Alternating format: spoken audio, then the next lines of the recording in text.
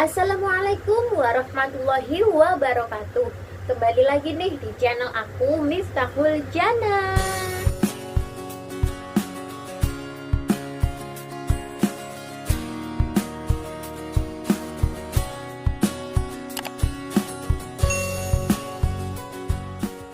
Nah teman-teman, di video sebelumnya di part 1 aku sudah menjelaskan tentang pengertian dari suhu tubuh.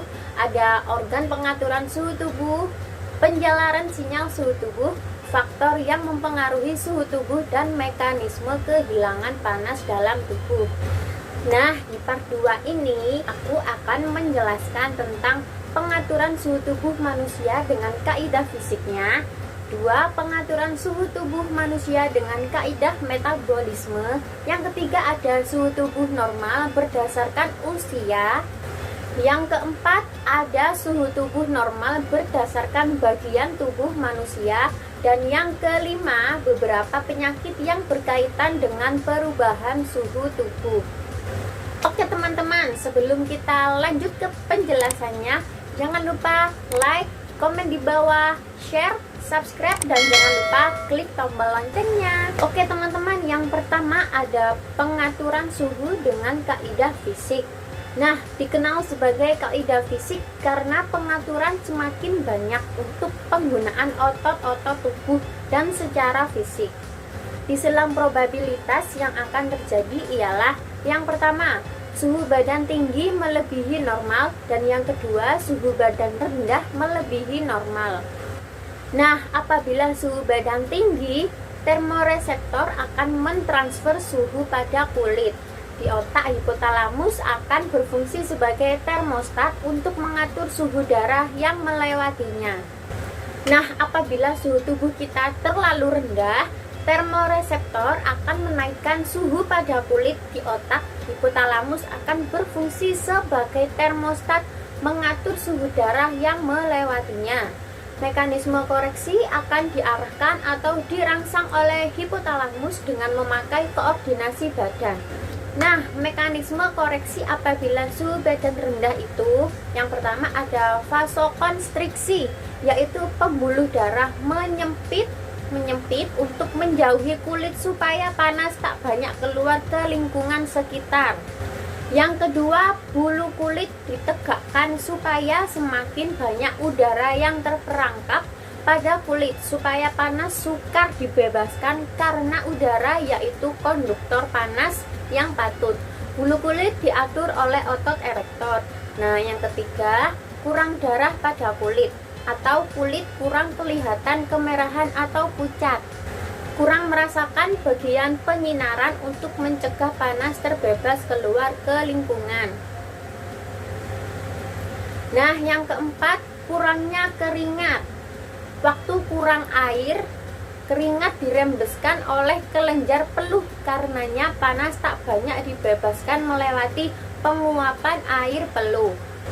Nah, kita lanjut ke pembahasan yang kedua, yaitu pengaturan suhu tubuh dengan kaidah metabolisme.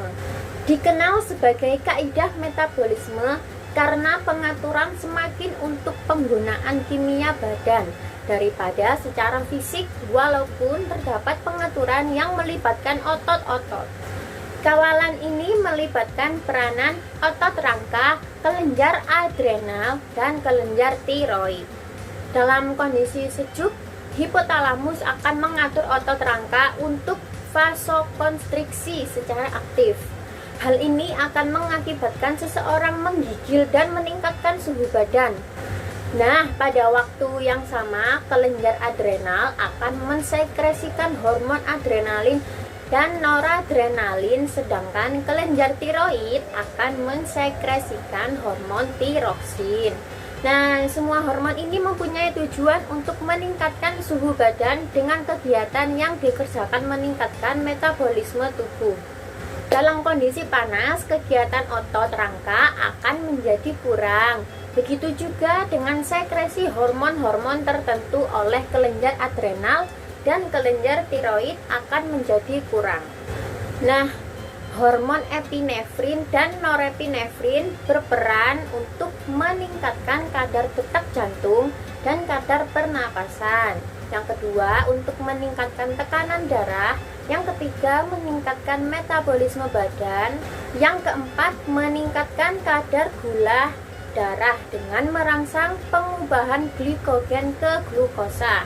Nah, pengaturan kadar gula sedikit dalam darah atau glukosa di selang probabilitas yang mungkin terjadi ialah yang pertama, kadar gula sedikit atau glukosa berlebih.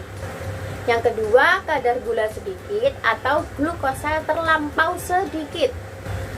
Nah, apabila kadar glukosa berlebih semakin dari banyak normal, sel beta pada pulau Langerhans akan mensekresikan semakin banyak hormon insulin. Kadar glukosa dalam darah akan turun. Nah, bagian ini akan berlaku sampai kadar glukosa dalam darah hadir pada banyak yang normal. Nah, di sisi lain, fungsi hormon insulin ialah yang pertama, merangsang pengubahan glukosa ke glikogen untuk disimpan dalam hati. Yang kedua, merangsang oksidasi glukosa untuk tujuan respirasi dalam sel. Apabila kadar glukosa terlampau rendah, kurang dari banyak normal, sel alfa pada kelenjar pulau Langerhans akan mensekresikan semakin banyak hormon glukagon. Kadar glukosa dalam darah akan naik. Bagian ini akan berlaku sehingga kadar glukosa dalam darah hadir pada banyak normal. Nah, fungsi hormon glukagon ini ialah merangsang pengubahan glikogen ke glukosa dalam darah. Nah, dan sel-sel Langerhans terletak dalam pankreas. Oke teman-teman, selanjutnya kita masuk ke pembahasan yang ketiga. Yang ketiga ini aku akan menjelaskan tentang suhu tubuh normal berdasarkan usianya. Nah, dari hasil penelitian, suhu normal pada bayi yaitu 36,3 hingga 37,7 derajat Celcius. Nah, sedangkan suhu normal pada anak yaitu 36,1 hingga 37,7 derajat Celcius.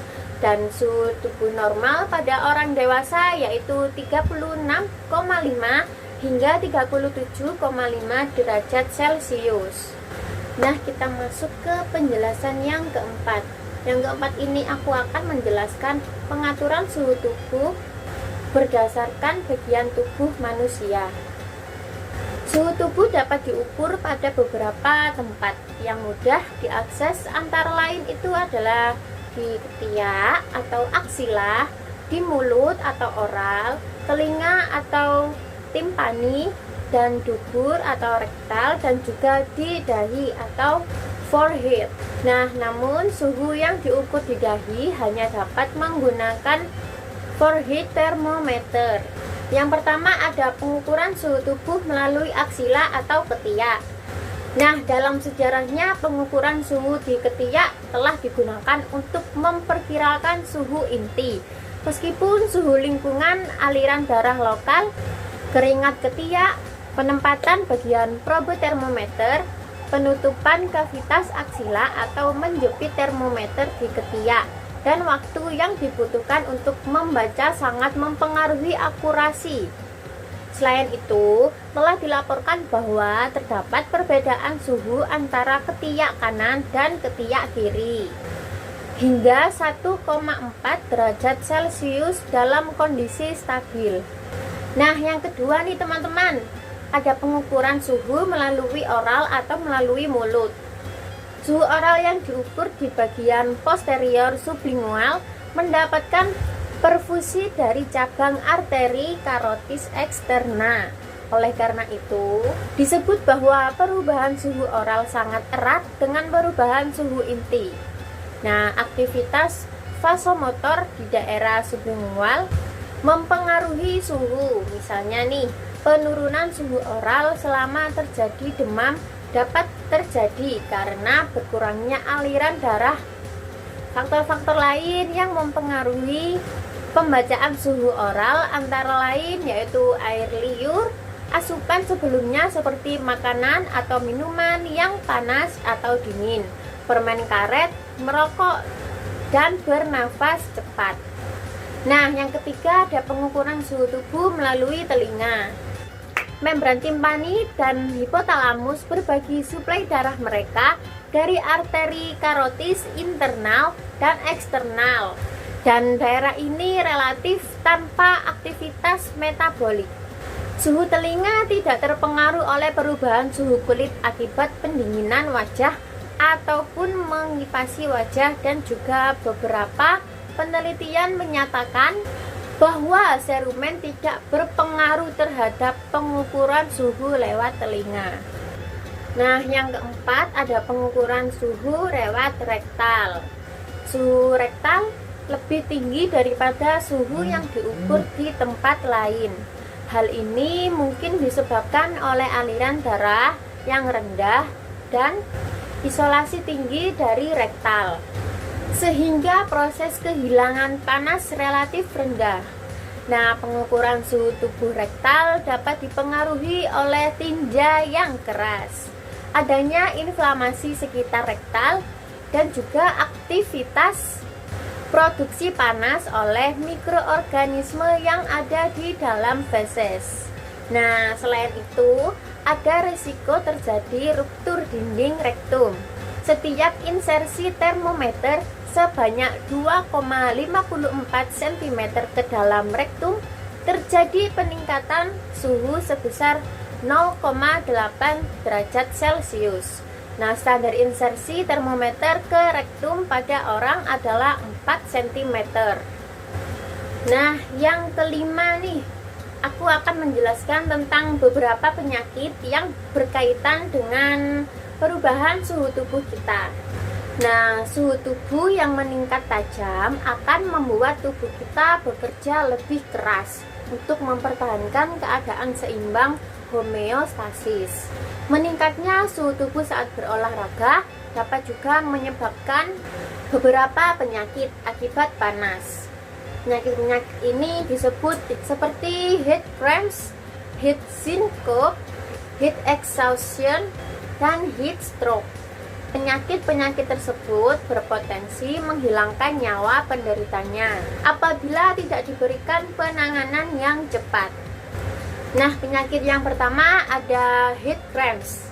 Heat cramps merupakan salah satu penyakit yang disebabkan oleh adanya peningkatan panas tubuh. Penyakit ini merupakan tahap awal rangkaian penyakit akibat panas. Individu yang mengalami heat cramps akan merasakan kejang otot hebat akibat keringat yang berlebih. Nah, pada umumnya terjadi pada individu yang mengalami dehidrasi 4%. Gejalanya kram, otot menjadi tegang, dan nyeri suhu tubuh di atas normal 37 hingga 40 derajat Celcius. Nah, yang kedua ada heat syncope. Penyakit ini merupakan rangkaian heat illness sesudah heat cramps. Pada tahap ini, individu yang mengalami heat syncope dapat mengalami kehilangan kesadaran atau pingsan. Gejalanya yaitu denyut nadi menurun dan wajah pucat. Nah, yang ketiga juga ada heat exhausted atau kelelahan akibat panas. Penyakit ini merupakan rangkaian heat illness yang terjadi akibat terkena atau terpapar panas selama berjam-jam. Nah, pada tahap ini, heat exhausted dapat berubah menjadi heat stroke apabila tidak ditangani dengan segera. Gejalanya yaitu kelelahan, kecemasan, tekanan darah menurun, denyut nadi melambat, dan suhu tubuh di atas normal yaitu 37,40 derajat Celcius. Lalu mual dan muntah. Nah, yang keempat ada heat stroke. Penyakit ini merupakan fase paling akut atau parah dari heat illness. Nah, heat stroke terjadi akibat hiponatremia. Berpotensi terjadi pada saat seseorang yang berolahraga dengan intensitas yang tinggi dalam waktu yang lama di suhu relatif tinggi juga. Nah, individu yang mengalami heat stroke beresiko mengalami gangguan organ hingga kematian. Gejala-gejalanya yaitu kejang-kejang, koma, sakit kepala, kulit kering hingga basah, suhu tubuh melebihi 40 derajat Celcius. Nah teman-teman, segini dulu ya part 2 dari aku. Jangan lupa like, komen di bawah, share ke teman-teman kalian, dan subscribe dan juga nyalakan tombol loncengnya. Oke teman-teman, aku pamit undur diri dulu ya. Mohon maaf apabila ada salah kata. Terima kasih telah menonton video aku. Wassalamualaikum warahmatullahi wabarakatuh. Dadah.